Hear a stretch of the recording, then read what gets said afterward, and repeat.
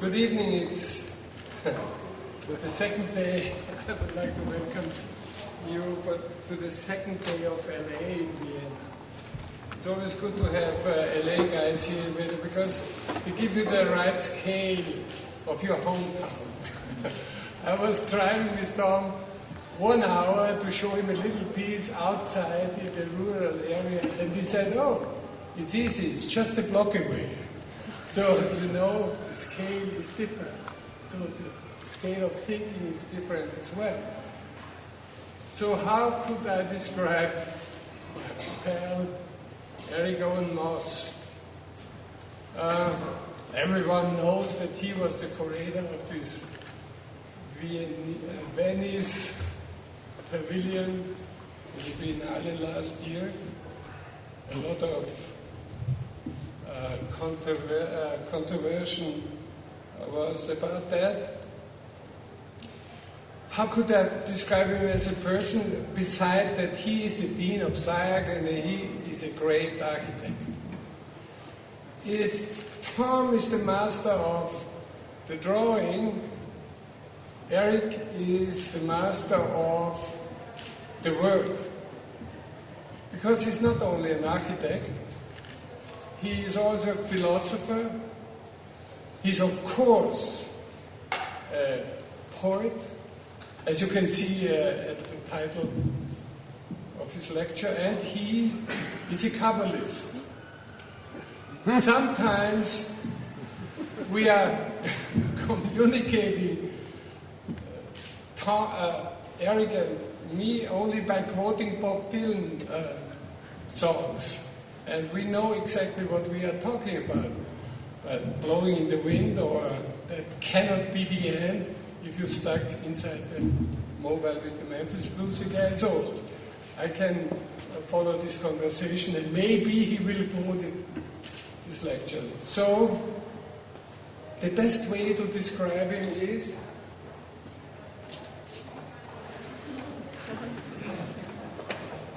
showing his secrets.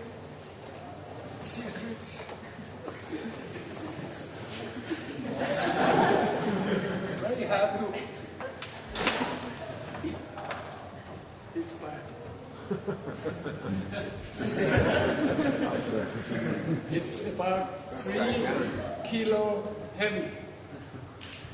But you can read everything he did, and he was thinking about architecture in this book, printed in China.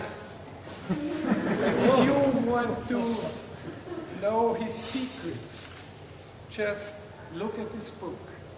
Details, plans, sections, drawings.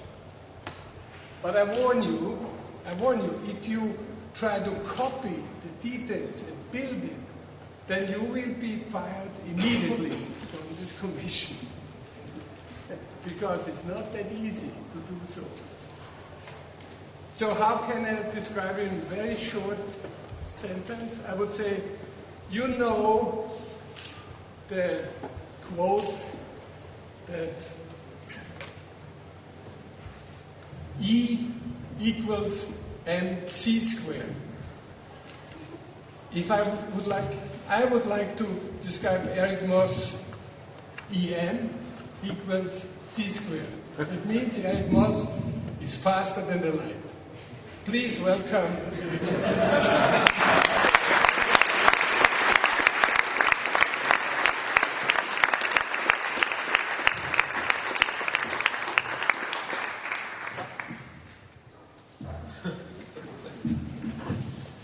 Nice to be here. Thank you very much for the extremely generous introduction. I was looking at the list of speakers, which is quite a long and distinguished list. And I think we can all remember when the list was short and not very distinguished. So whether distinguished is an asset or a pejorative, maybe we'll come to a conclusion about that before we get to the end. This talk is a little bit different than any talk I attempted to give before. Probably because it's in this place, which is a distinctive place, and I have to say largely attributable to Wolf and to Peter, who made, in a pedagogical way, in a design way, this stop an essential stop on the tour and the discourse of international architecture, and you all know that. That's why you're here.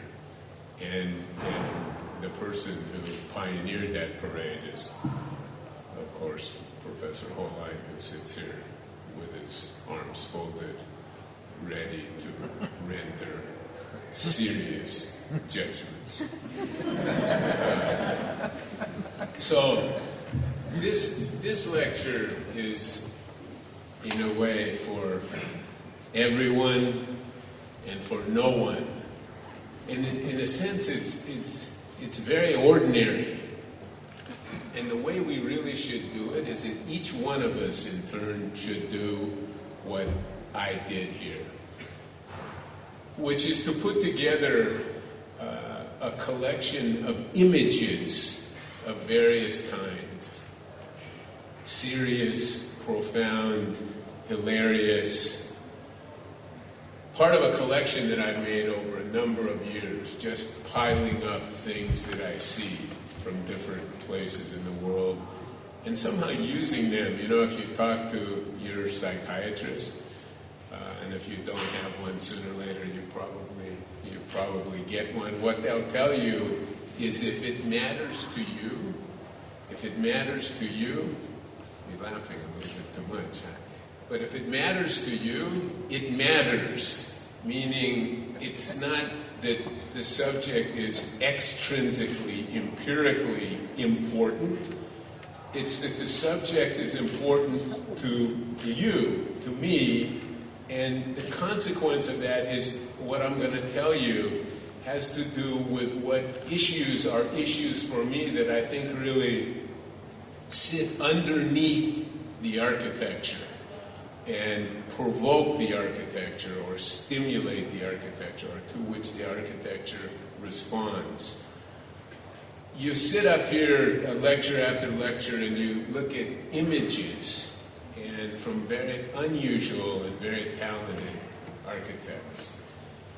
And one of the issues that you're all told axiomatically to follow belongs to this quote. I said when Wolf was talking, I'm not sure what he was saying, but he made a reference to this. This belongs to the famous, he used to be a German thinker, but he's transmutated now as an American thinker. His initials are FN. And he is telling us, build your cities on the slopes of Vesuvius, which means, obviously, go take a risk. Everybody should take risks. And everybody agrees with that.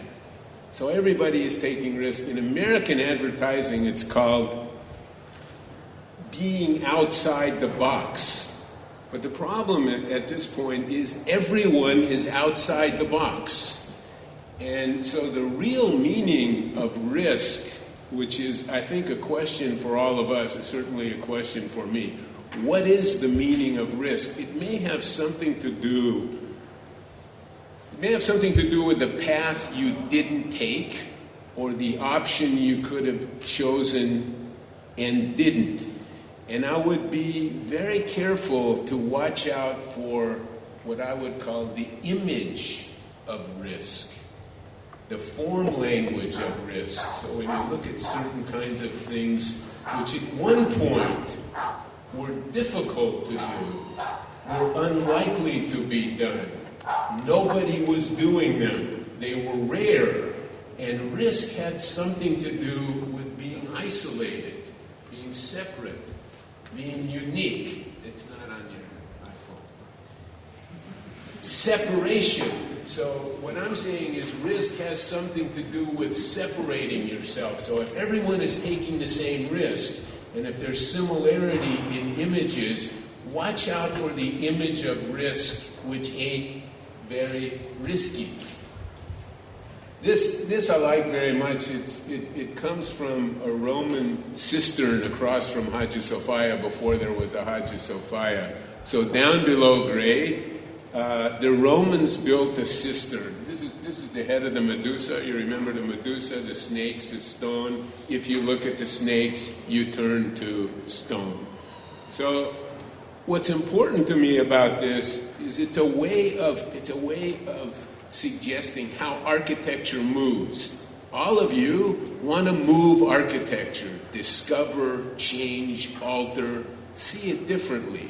How does that happen? And I know in America, in many cases, there's a sort of congeniality quotient, meaning it moves incrementally, it moves step by step, some acknowledgement of yesterday integrated with today, looking for tomorrow, and so on. This is a very different proposition. I think this is the way things change. They ripped down the Greek temple. They tore it apart. Romans rolled through, tore it apart, took the columns, used the columns to support the cistern, turned the columns upside down. So they took the Greek religion, the capitals, the Medusa, the Greek story, took the Greek religion, flipped it upside down, and stuck the column heads in the water. So what are they saying? In a way, the Greeks are a kind of nemesis for the Romans. I mean, the Romans are gargantuan. The Romans have utility. The Romans have efficiency. But the Greeks have Aeschylus, and the Greeks have Phidias. And the Romans don't have that. So there's a kind of fundamental antipathy between the two cultures, and Rome is now moving. This interpretation belongs to me, I have to say. I didn't read it. But this is the Romans moving the Greeks out of the way, turning the columns upside down and sticking the Greek columns on their head in the water.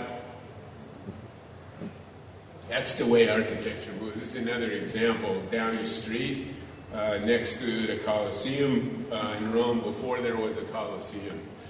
So along comes the ubiquitous Nero, and he builds the well-known Domus Aurea. You know the Domus Aurea, so this is the one with the... And always Lucan's building the Kimball is attributed to the influence of him. So this you know. So Nero builds his piece, and then along comes Trajan. Not so long after, Trajan comes along, and what does he do? He dumps his baths on top of the Domus Aurea, shoves the two together, again as a kind of intersection of one over the other, one force meeting another force. Can't quite demolish it. You can go into one, you can go into the Domus Aurea, and you can see the consequence of what Trajan did. You can't destroy history, but you can bend it around substantially. So this is again an example of how ideas go forward in architecture. It's aggressive. This is a discussion I picked up somewhere between, Marco Polo went from Venice, and he was for 20 years or so working for Kublai Khan. And this is a hypothetical discussion between the two men when Marco Polo is about to return home. And it's interesting, and it touches a very important point which I think belongs to all of us. So Kublai says, hey, Marco, what are you going to talk about? And Marco says, I'm going to tell them what happened, but they're not going to listen. What they're going to hear is what they already know. What they're going to hear is what nobody in this room would be like that, but this is what he anticipated would be the result of telling someone something they haven't heard. And the question is, in working in architecture, can you listen for something you haven't heard? Or can you imagine something you don't see? Can you do that? Or do you just hear yourself talking to yourself? If that's the case, it stays the same. Can you listen for what you can't hear? This comes from Angkor Wat in Cambodia. There are a lot of discussions in architecture about the durability of architecture, how it lasts, how it endures, and so on. So this is completely true and completely false. In one way, in one sense, and I know this from some of our own work, it's extremely fragile. If you touch it or you bump it, it becomes, in an important way, something very different. On the other hand, because of how it's made and the way it's made and out of what it's made, it has the capacity to endure, and not only to endure, but to outlive the cultural content, to outlive the cultural arguments that were part of its initiation. And therefore, at a certain point, we don't know what it is or why it is, but we can guess. So this is for me a kind of, and it's something I carry around with myself. It has to do with meaning of building. Very, very durable, enduring, very fragile, very ephemeral, both simultaneously. This always reminds me of Los Angeles, and in an advantageous sense, I think. Because even for American cities, if you walk down Michigan Avenue, those of you who know Chicago, or Lexington Avenue, Michigan Avenue, boom, granite, concrete. You walk down most streets in LA, plaster sticks, you hit the building, your arm goes right through it.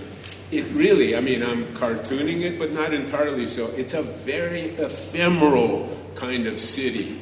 And for a city that has a reputation as a world city, which may or may not be valid in a durability sense, I think its reputation may have to do with a promise of what at some point it might be. But it hasn't decided on its priorities. It hasn't said downtown and midtown. It hasn't said Ringstrasse. It hasn't said this area instead of that area. So the ephemeral quality of the city, I think, has allowed architecture, or some architects, to initiate in a way without respect to what's around it. Nobody has to worry about building next to Raphael's Palazzo or something. This is a chronology. It's an interesting chronology for me. It's a chronology of urban types. And it can be understood as running over thousands of years. And it can be understood as all running simultaneously. So the first is urbanism as what is it?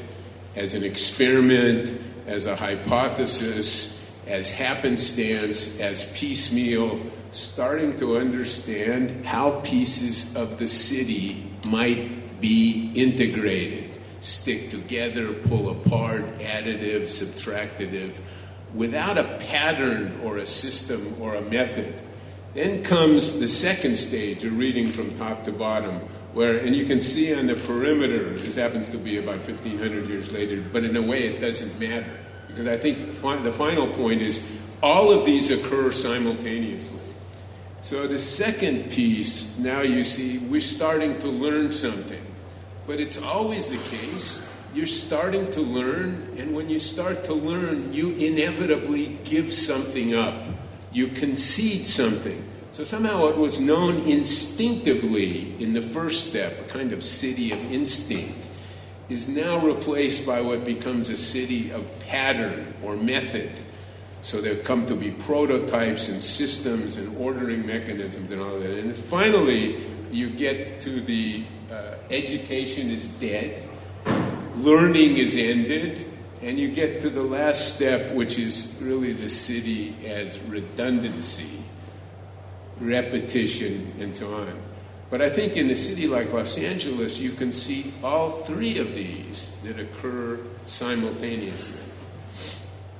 There always is the question for us, and maybe for some of you, what constitutes a building? What's a building? And how do you know? And there are very conventional dictionary elements or components. This is a wall, This is a window, this is a door, this is a floor. And I think for us, once you decide that the definitions that you find all around you aren't adequate to say what you need to say, then it opens up an infinite number of possibilities. So that what's a building is a kind of perpetual question. This is although it looks very different, is related to the city as instinct. And I've shown this a lot, and this just happens to be Brazil and Argentina, which wouldn't be the same as showing Brazil and Germany. But in this case, one of the intriguing aspects of football, what Americans call soccer, is you can train and you can practice and you can begin to develop patterns. Then you watch the game, and the game is fascinating. It's almost nothing happens. Back and forth and back and forth. And all of a sudden, bang, something very peculiar happens. And almost impossible to anticipate that. How it happened and where it came from.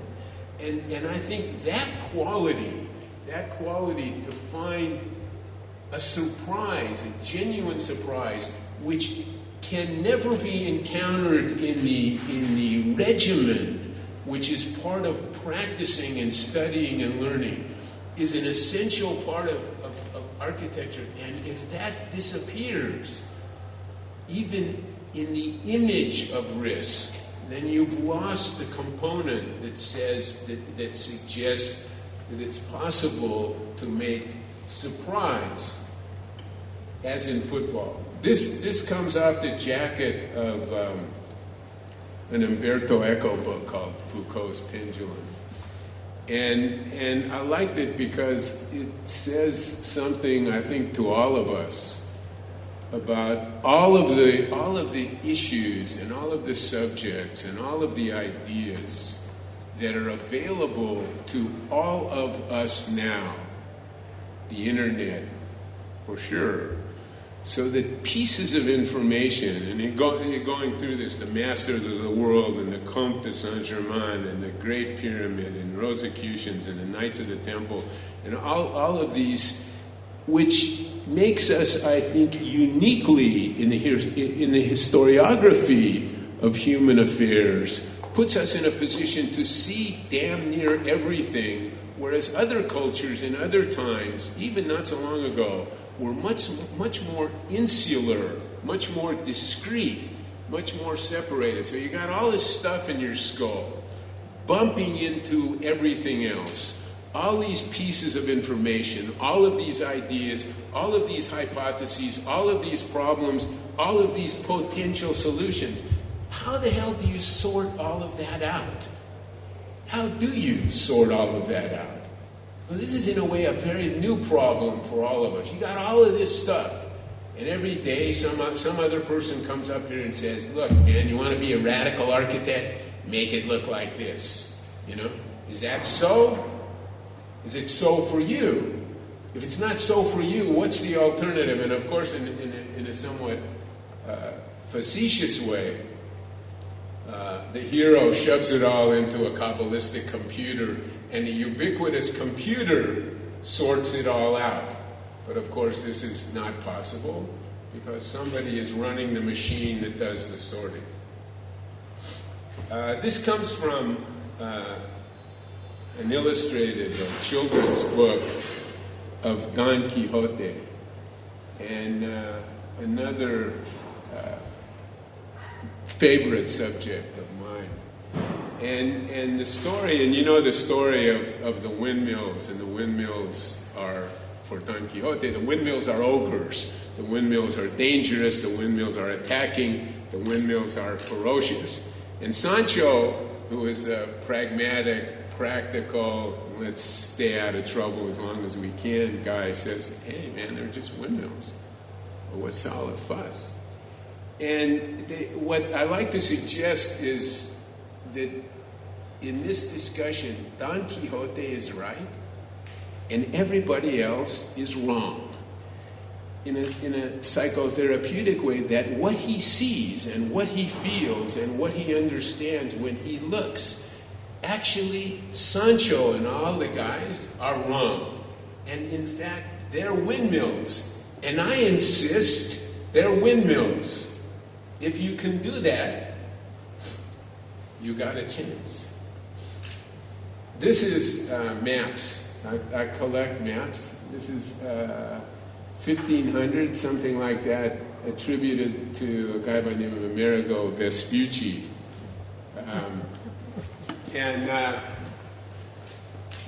This is California.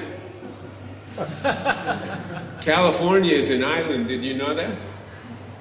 Actually, he's right. California is still an island. And what he did, his mistake was not separating out L.A., which is really the island.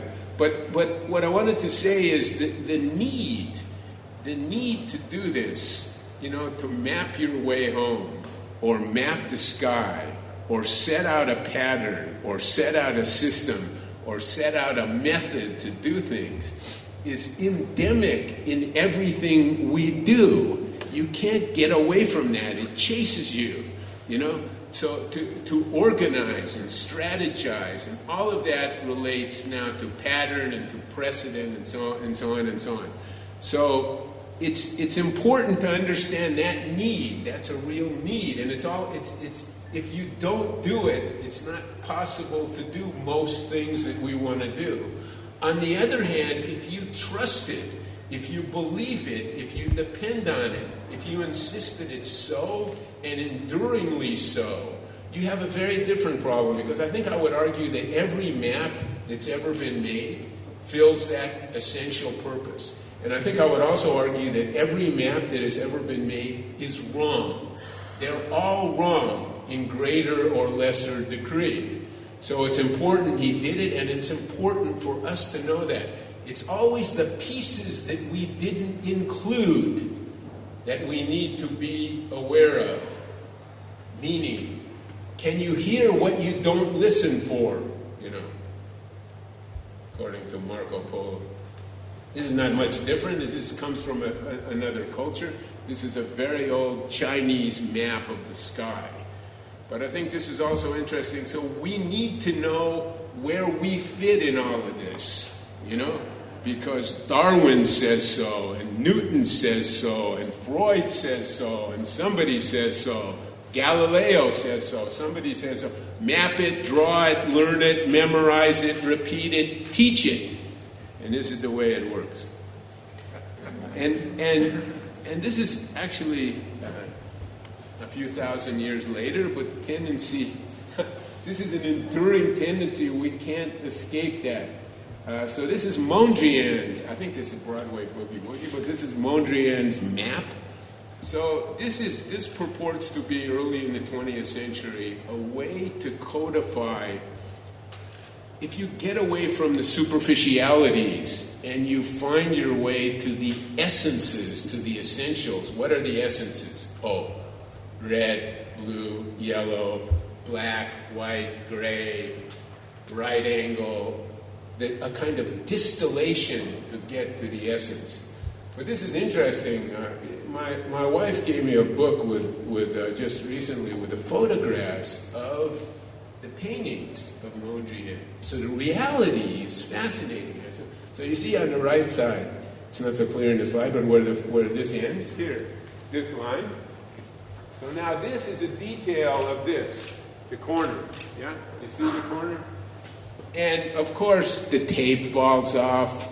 The brushes in the paint, you can read the lines of the brushes and so on.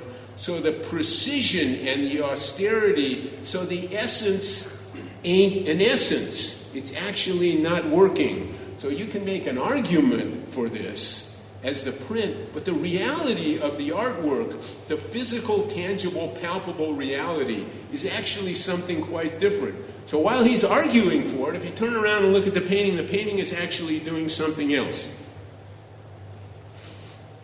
This is late 19th century by a guy named Seurat, French painter, and on the banks of the Seine River. And one thing that I learned from this, and that I think could be useful to you when you think about these problems, it's very conservative, you know? And if you study, which I didn't so much, but if you study the sociology of that culture in that time, in that city, inhabiting that river on Sunday, I think the name of it is Sunday in the Park, you see who wears what dog's on what leash, who wears what hat, all of that stuff. So in that sense, the sociology of the painting, nobody is disrupting it. Nobody is throwing bombs. Nobody is behaving too strangely. Except the technique of the painting. The technique of the painting, you know, this stuff.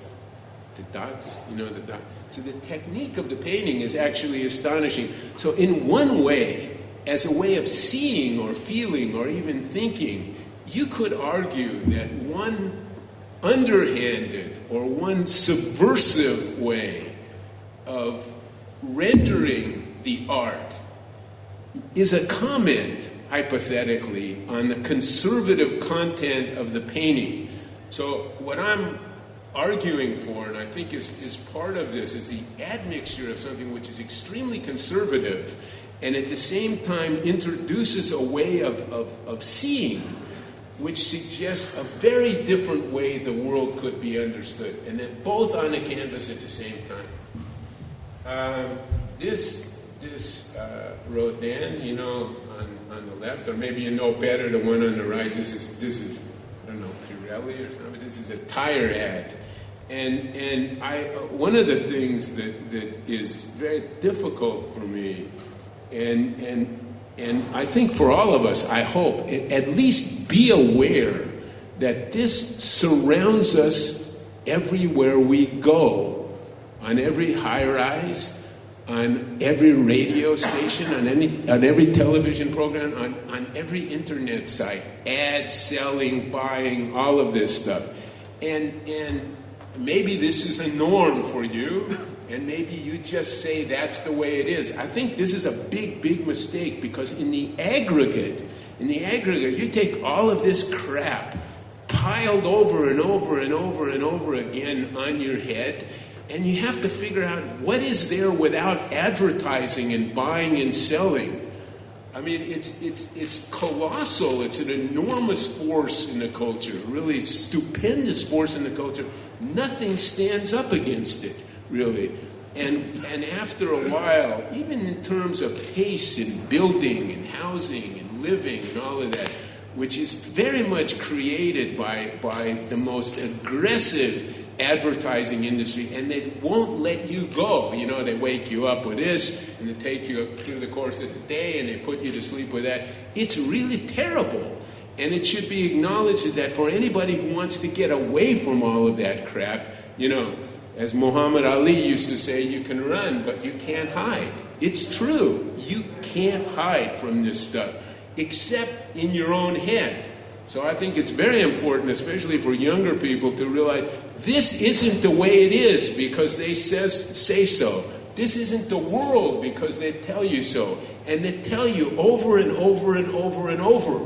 You know, the more clever the PR guy is, the more clever invention of yet another site to make another billboard. You know, and this counts in a certain world as intelligence. It's also interesting how they use history, which doesn't matter in most cases because many people don't know it, don't study it, don't care very much about it. So history becomes the image of history in many cases, but not the content. So whatever you think the meaning of the thinker is, and whatever Rodin's guy is cooking up in his mind, I think what it suggests is a quality that the psychiatrist Jung used to call introverted, meaning what's in you that belongs to you, not to the guy sitting next to you, not to the car that just went by that you wish you had. What's in you that belongs to you? The introverted guy, the thinker, who doesn't necessarily know the solution, but maybe he at least knows there's a problem, which is a step. The other guy is the extroverted guy, the tire salesman, So the tire salesman, I don't know whether the implication is if you're smart and you're a thinker, you'll buy Pirelli or something like this. The advertising. Can you imagine a meeting in some advertising agency, Ogilvy in London or something? Say, yeah, we'll put this guy on the tires, and he's a smart guy, and thinking, and everybody say, yeah, very intelligent. Let's go buy Pirelli, you know.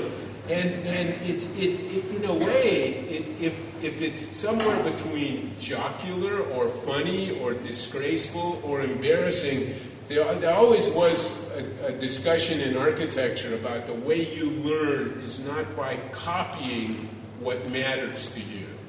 That's not the way to learn. So that the content of work, if it interests you, is not to be copied, it's to be understood. So it's clear here that the meaning hasn't been learned. This is Lucian Freud, another relatively contemporary painter. And he said an interesting thing, which if it pertains to you, it's a weight. It's a big weight to carry. And what he said is that the only thing art can do, and how this applies to architecture we can talk about another day, the only thing art can do is to discourse on what's autobiographical. Meaning the only thing you really know is you, his opinion. And therefore, what genuinely arrives as a subject for art, and maybe for architecture, has to arrive in an introverted way, in a personal way, as opposed to an extroverted way. This is one of my favorites. This is a lady performing with the Lyon Ballet. And so you all know the famous American slogan, what you see is what you get, you know? So this is for sure crap. This is, in no way is what you see what you get. This I guarantee. But in a very literal way, that demonstrated that. So when you see a ballerina come out on the stage, so everybody knows what a ballet dancer looks like. Very lithe, thin, muscular, athletic, all of those attributes, very young. And so they trot out on the stage these 10 characters, with a fat, slow, weighty, ponderous, slogging along. But so you think, Jesus, they can't do anything because they don't have what you see is not what you need to see in order to validate the fact that they can dance, right? So then, what happens? They start to dance like hell. All over, very beautiful, all over doing all the things that the ballet can do, disproving ipso facto that what you see is what you get, what you see is what you don't get. But in case you didn't get it, in case you didn't, in the end, to strip off all the padding, and then it looked like the normal dancers. There are a series of these by Michelangelo. They're in a museum in Florence, lined up, and I had a story that was useful to me about this, and talked to somebody in Florence who said the story was useless and untrue, but essentially it has to do with Michelangelo making these figures out of blocks of marble, and they're finished or they're not. And in a more contemporary sense, in a more contemporary aesthetic sense, the juxtaposition of it's just a stone and it's a figure coming out of the stone, so that opposition and the possibility might actually come out, or it might return, but something, so that the truth of the project, which interests me a lot, is not one thing or one way of thinking or one way of seeing or one way of understanding. The truth of the matter is this tension between possibilities. Therefore, he did it intentionally. And this was, so I go around saying that. Then I bumped into the curator who, at least from his point of view, said that they were never finished, the client didn't pay, Michelangelo left and went to do something else, and he would never countenance showing work that was unfinished. So you have to pick which of those two stories you like. This is to me, a useful discussion in terms of the publication and the discourse on architecture. And the one on the left, House Beautiful, was owned by a corporation called the Hearst Corporation, William Randolph Hearst, very conservative, owned a lot of newspapers and magazines, I think in the 30s, 40s, and 50s. I think did some books too in America.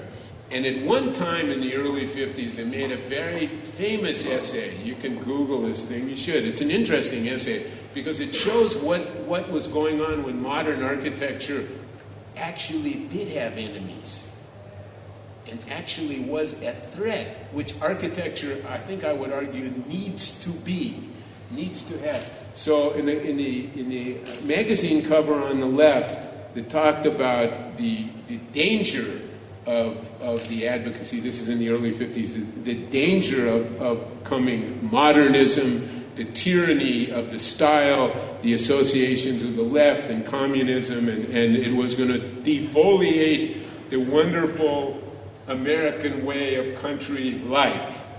There it is on the cover, American way of country life, and the commies and the communists and the Bauhaus and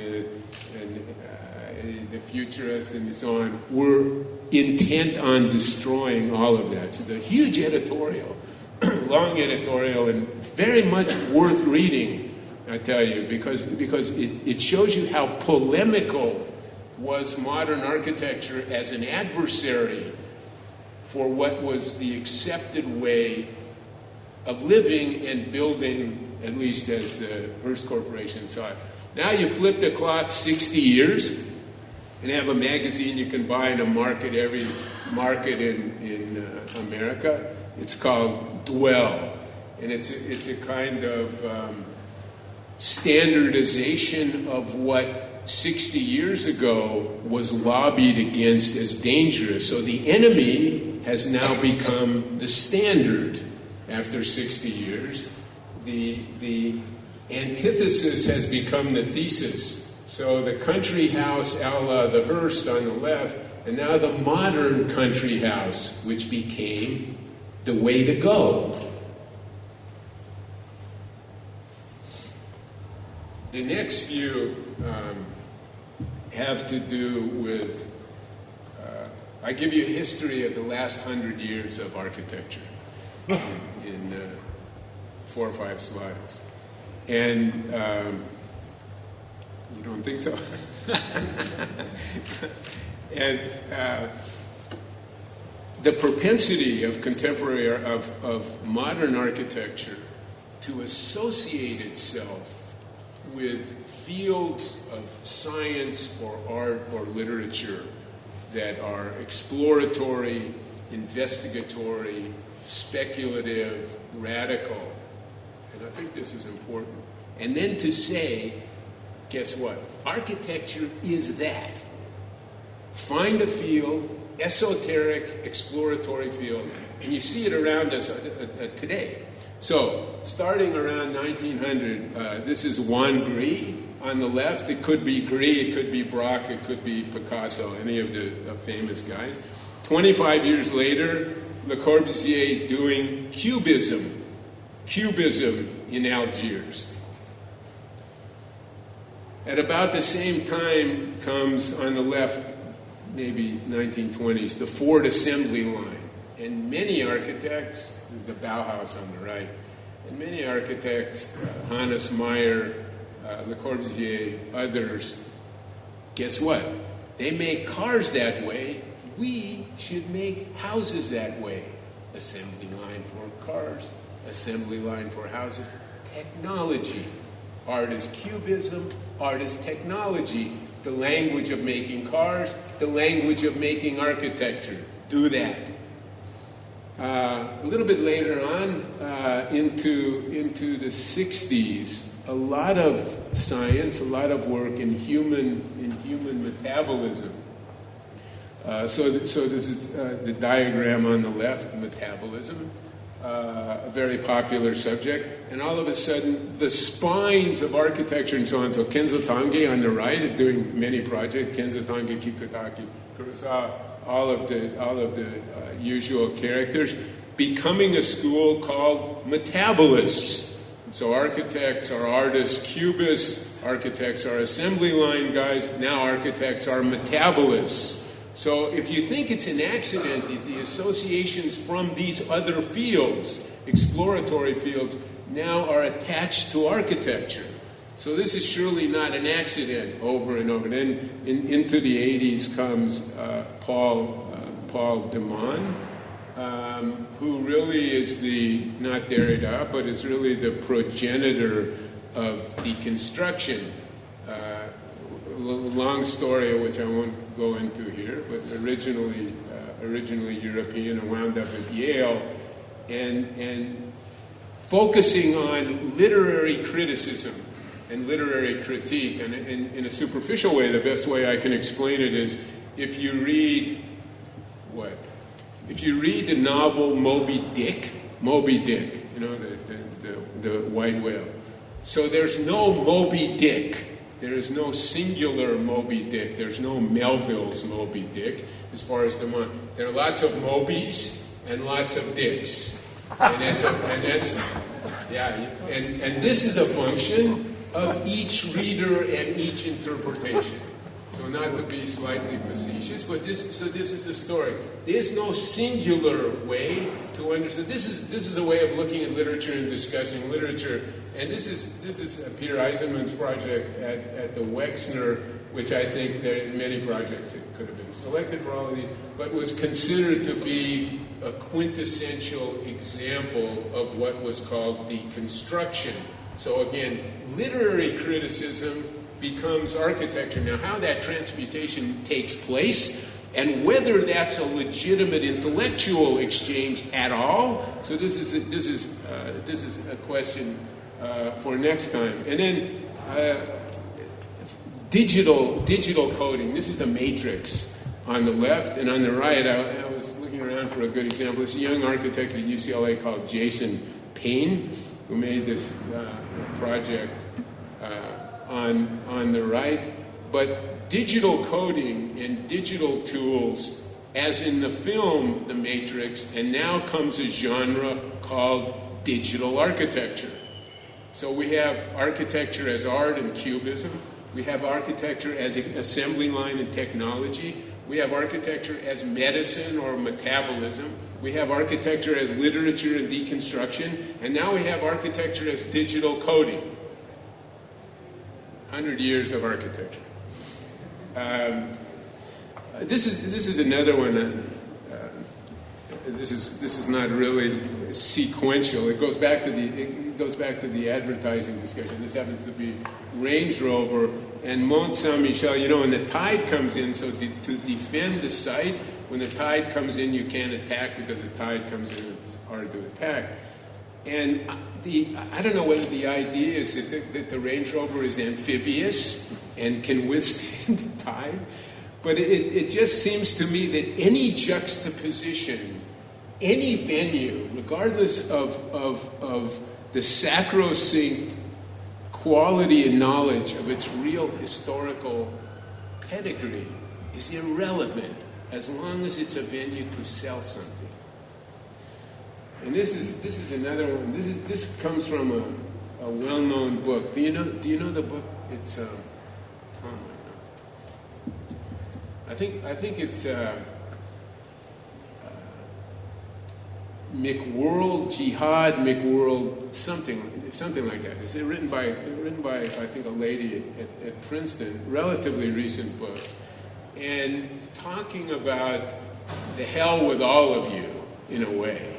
In other words, it talks about the problems, which are probably obvious, in terms of the jihad argument in the extreme, but it also talks about the commercialization or the McDonaldization or the Starbucksization of the planet, too, and criticizing both in an even-handed way. This should be a movie pretty soon, I assume. Everything else is. This was always a subject for me as and maybe Tom too, because we're Americans in it, but not really Americans in a kind of, in a conventional sense. So in a way, we belong to a certain culture that purports to be about a certain subject matter, and it's interesting to be part of that, and simultaneously to be attached and detached at the same time, and also, I have to say, very willing to be very critical of it, with all of its foibles, and there are many. And then going to places, and you can sit and have a lunch with somebody in Beijing and they say, yeah, Bush, and yeah, this, and yeah, this. But if you say Tibet or the Great Leap Forward, discussion ends. And I think there is something about, there might be, being an American of a certain kind, there might be even a kind of honor in it. In other words, in a way, belonging to nowhere, but being able to learn from everywhere in different ways, and being able to be critical without having any particular allegiance to a place. Wolf is probably has those qualities too, somehow in Austria. This is an odd one to me, and it just, when we were talking about whether there are friends and whether there are any enemies on this list of friends and enemies. If you look at KISS, the band, and you look at the way they dress, and if you want to chase this back to the Dadaist movement or any of that, when the objective seems to be to make a point that what those people are doing is unacceptable, not acceptable to us, we'll offer you an alternative. I think one of the things that makes the world move and change, makes people take risks, is the dissatisfied quotient. I don't like it the way it is. It could be other than it is. It could be different than it is. It could be better than it is. So why the hell are these guys hanging out with people on the New York Stock Exchange? What happened? These two are supposed to be antithetical to one another, so they both surrendered in the end. So where is the argument? There's no argument. This is also of great interest all around the world, the question of race. This happens to be a parade a few years ago. I got stuck in it. It was pretty scary, I have to say, in downtown Los Angeles. There was a parade of about 350,000 Hispanics complaining about various things, many of the complaints extremely valid, but only Hispanics. So you can see that for all the globalization and all the ecumenicalism and all the egalitarianism, there are very important differentiations, separations, social differences, political differences. I think it's a mistake to ignore those. This is related to that. A few years ago, the Foreign Affairs section of the New York Times asked us to design the border asked a few architects to design the border between Mexico and the United States.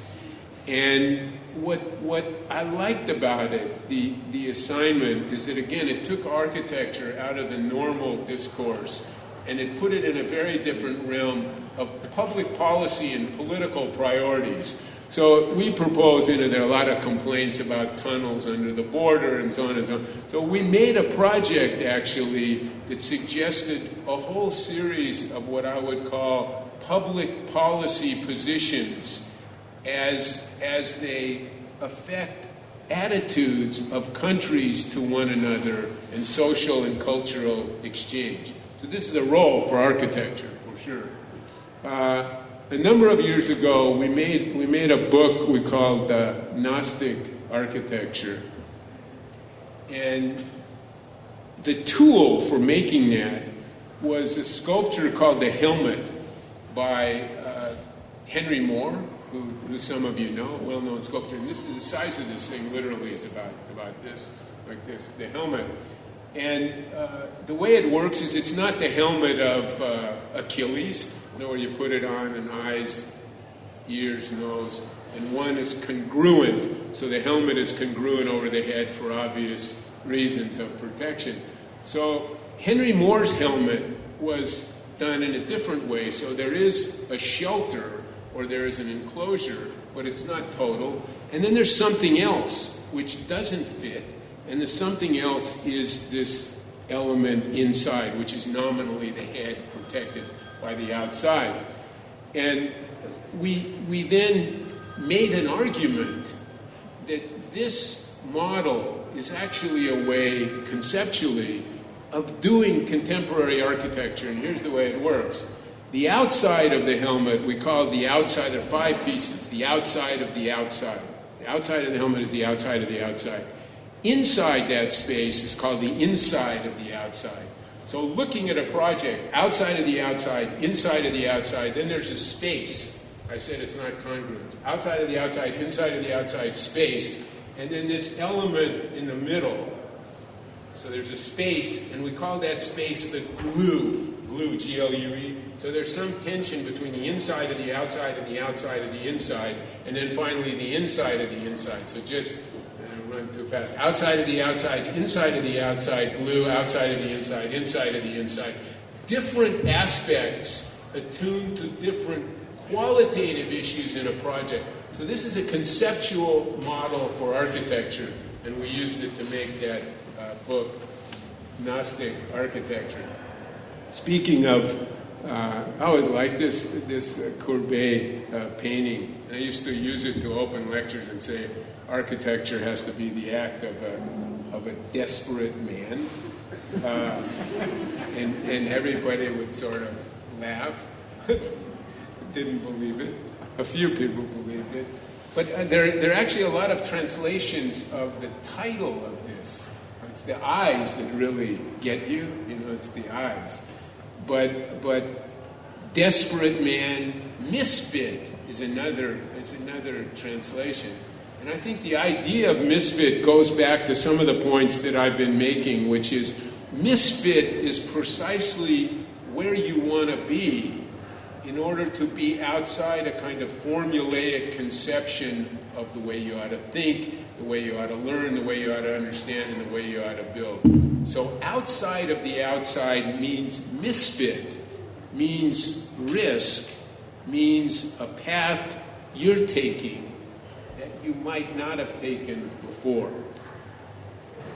This comes from, this is a beautiful image, I have to say, and I'm just intrigued by the image itself.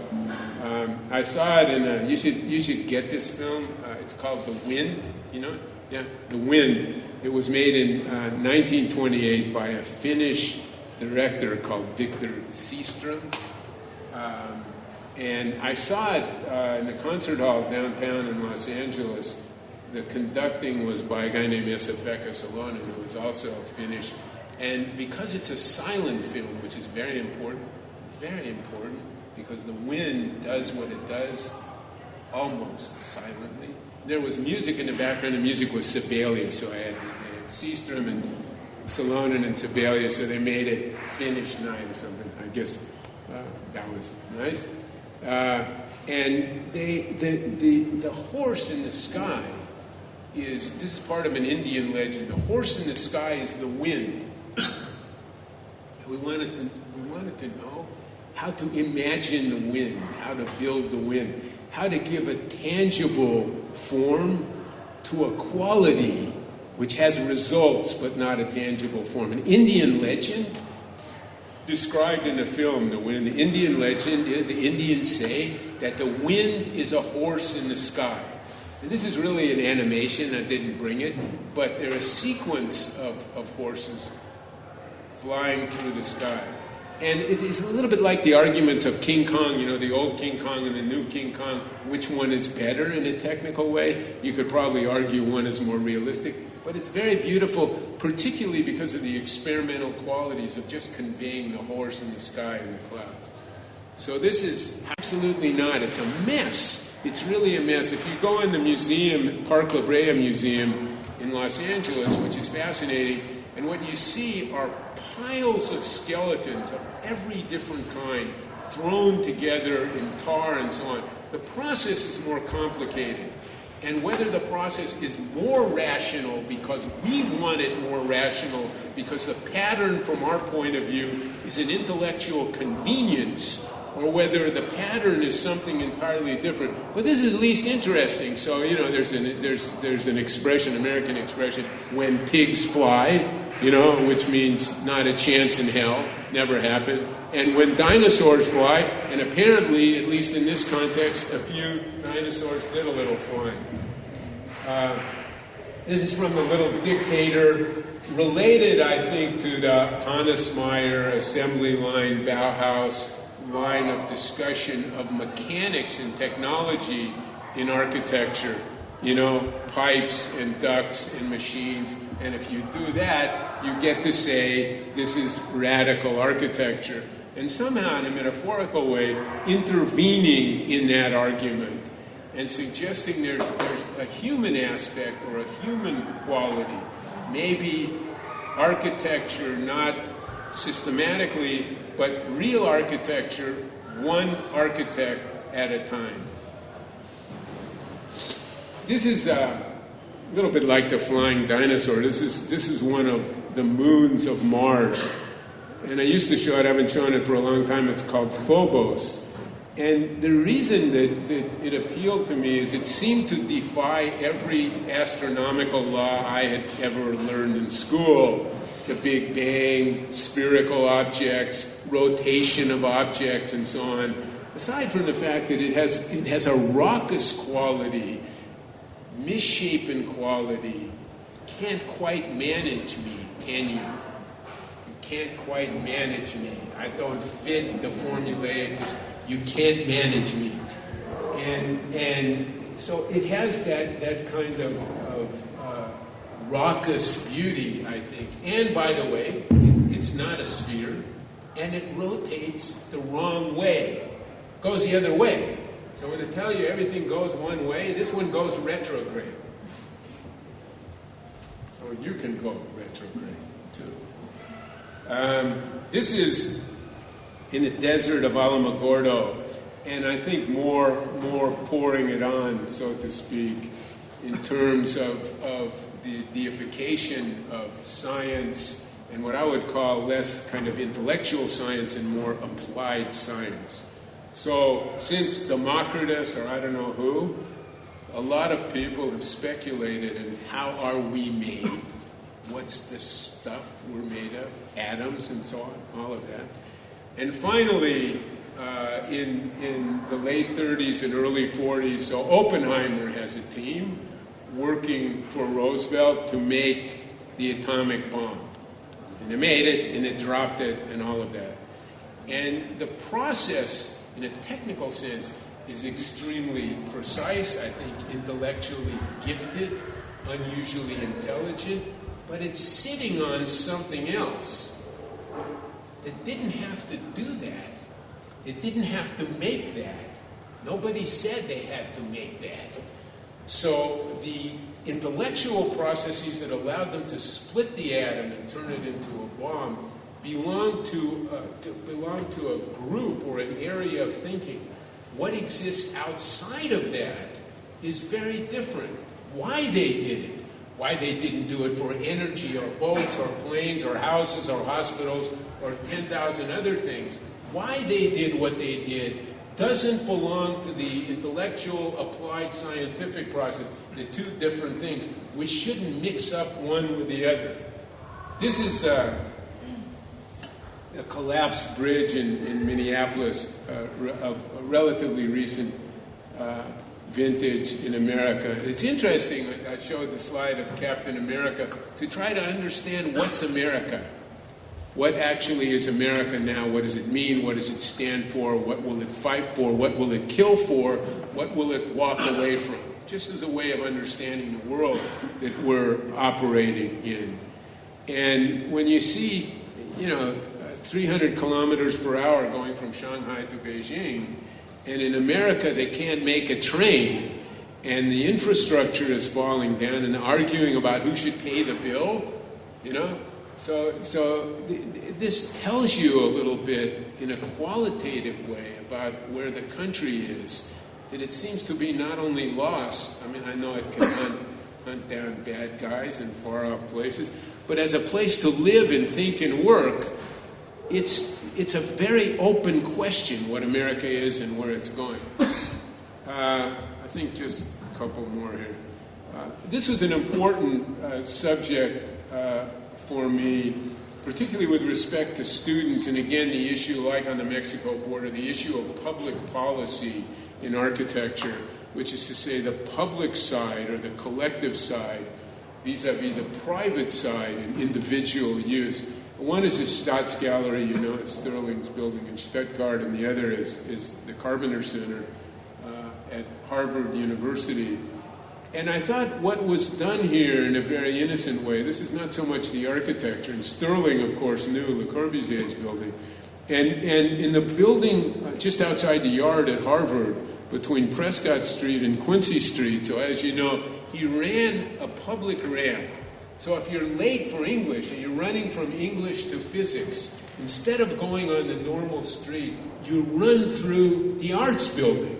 You run through the arts building. It's pragmatic, it's practical.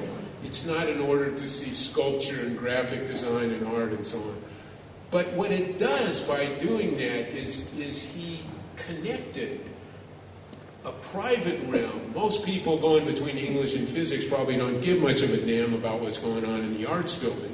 And it is an important way, a public way, an urbanistic way of not differentiating private use and private purpose with public use and public purpose, and putting the two together, operating in a single building, and making it easy and useful and practical to do that. Not insisting you got to go look at a Van Gogh. No, I don't want to go look at a Van Gogh. You know, but it's on the way, and in doing that, bringing that part of the culture, as Sterling did in his Staatsgalerie, into the life of the public realm.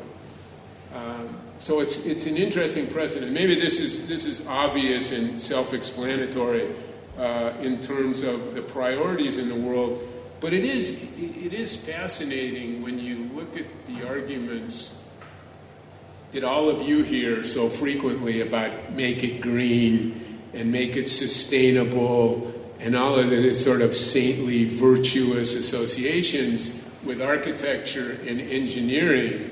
And, you know, if you triple glazed every new building for the next 10 years, if al-Zakari puts a missile on the refineries in Riyadh, it's not going to make any difference.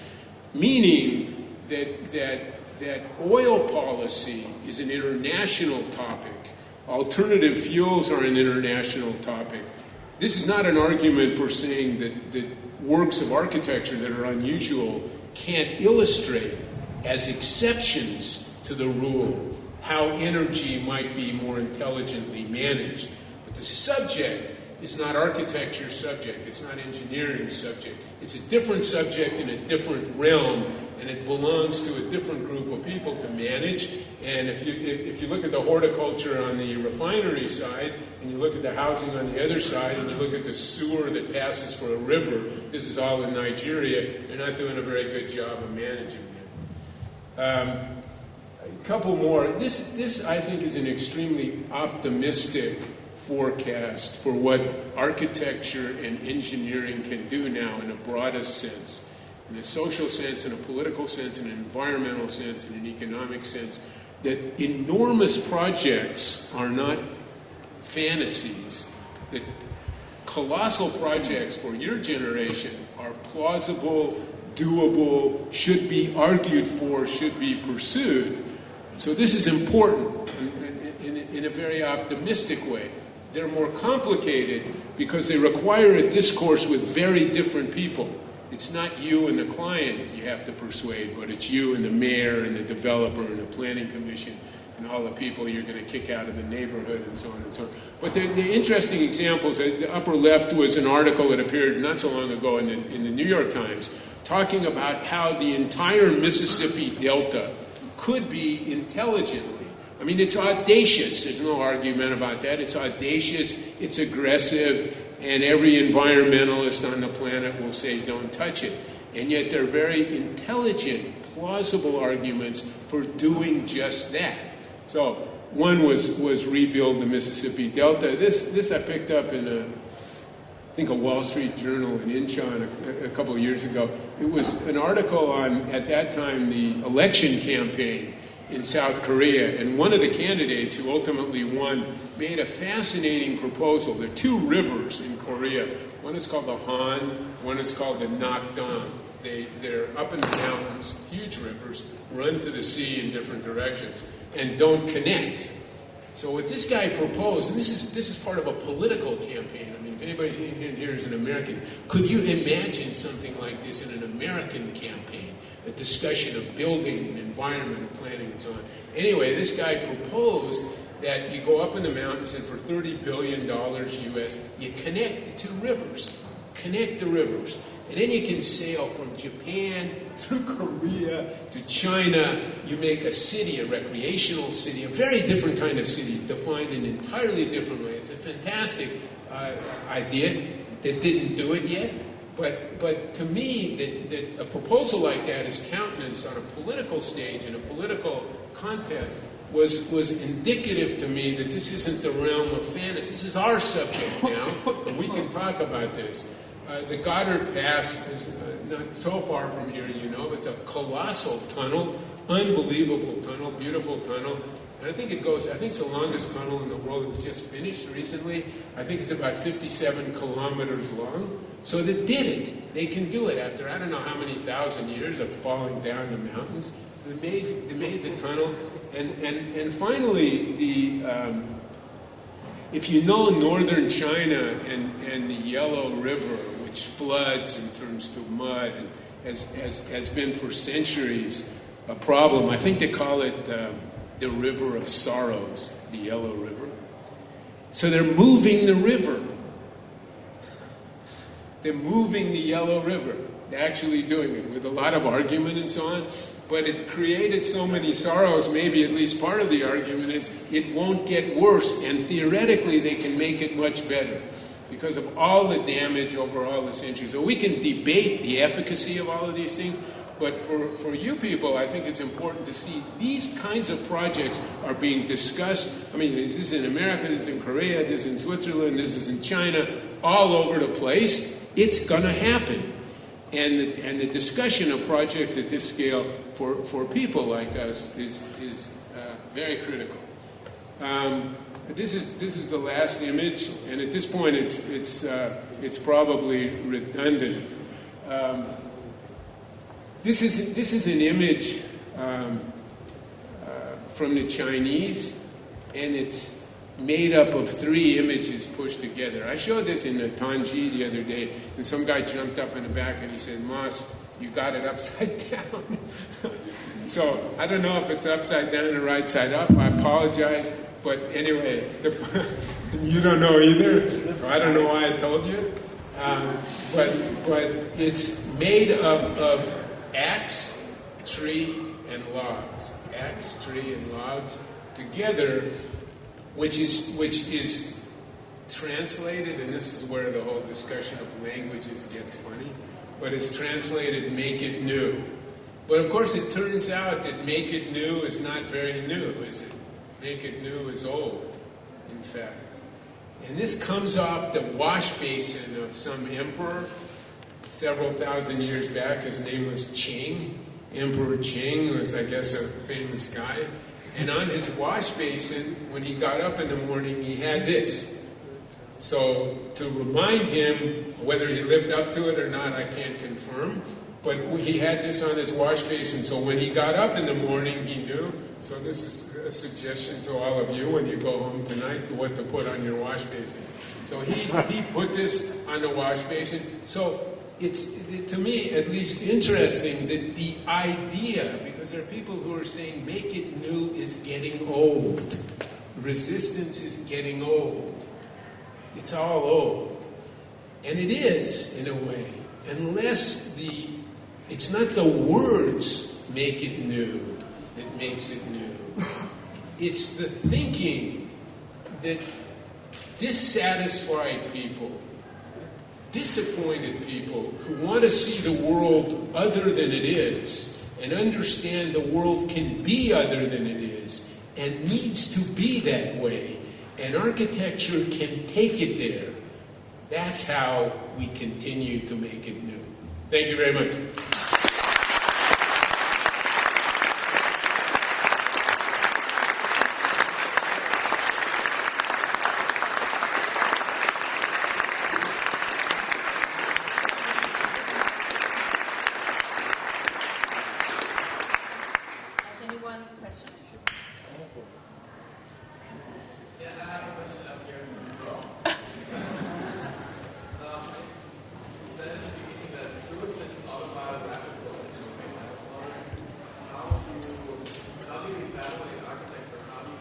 Raise your hand.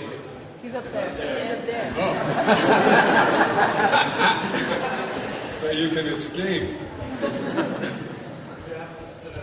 Yeah. Yeah, no, I just can't. I'm looking into the light. Say it again. How do you, if you say truth is autobiographical, how do you justify or evaluate architecture and then justify its canon and its discourse? Well, first of all, I don't think I said it quite irrevocably. What I said was Lucian Freud, who is an artist, argues that art is autobiographical.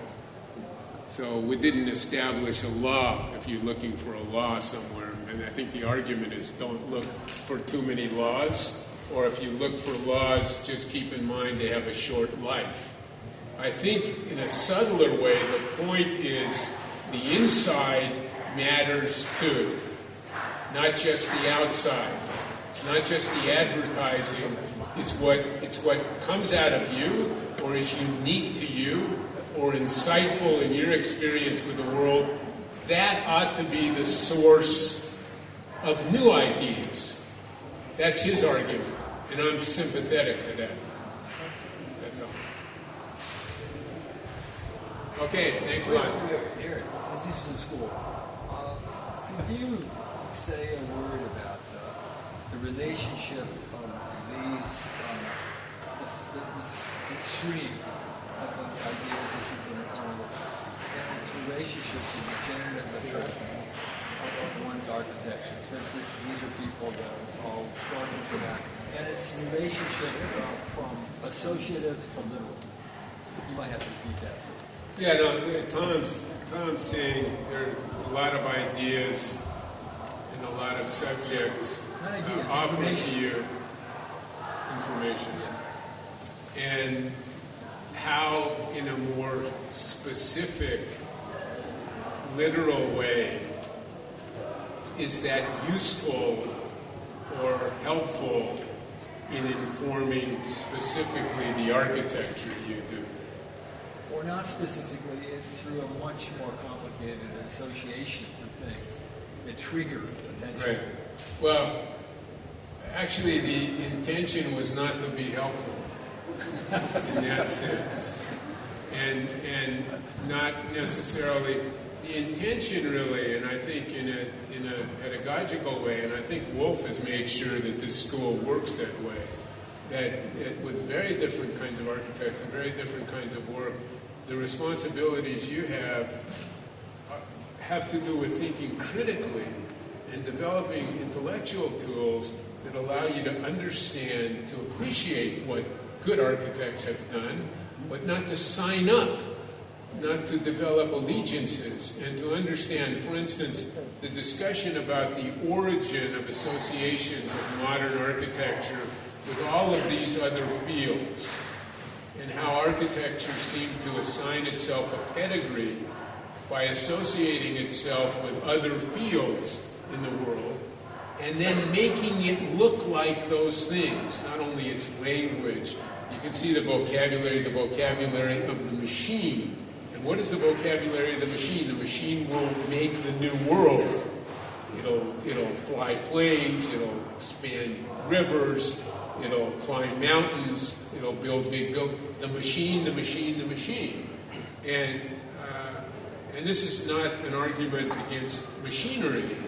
It is an argument against deifying a piece of a much bigger story and using it as a form language which it may not at all represent in terms of the operation of a machine, but the linguistics of a machine which have been canonized as progressive architecture. Don't go for that. Don't do it. You didn't do it, and you have to find your own way. Everybody won't do that. Everybody can't do that. But this is not necessarily a way to say, do this and not do that. It has to do with looking at all of the things that are available. The issues is like Foucault's pendulum is about as broad as you can get in terms of topics.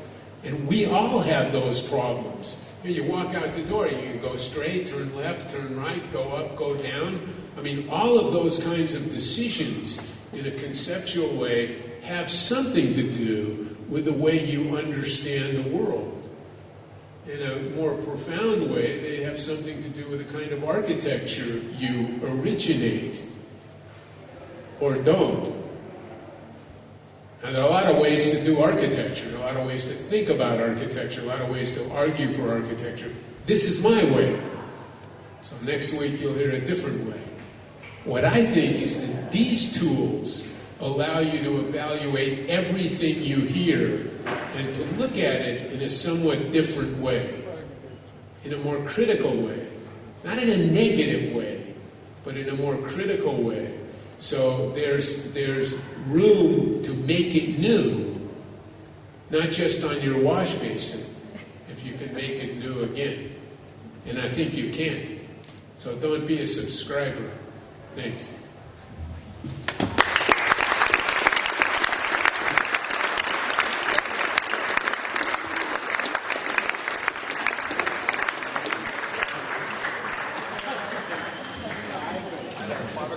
The same people that were here yesterday.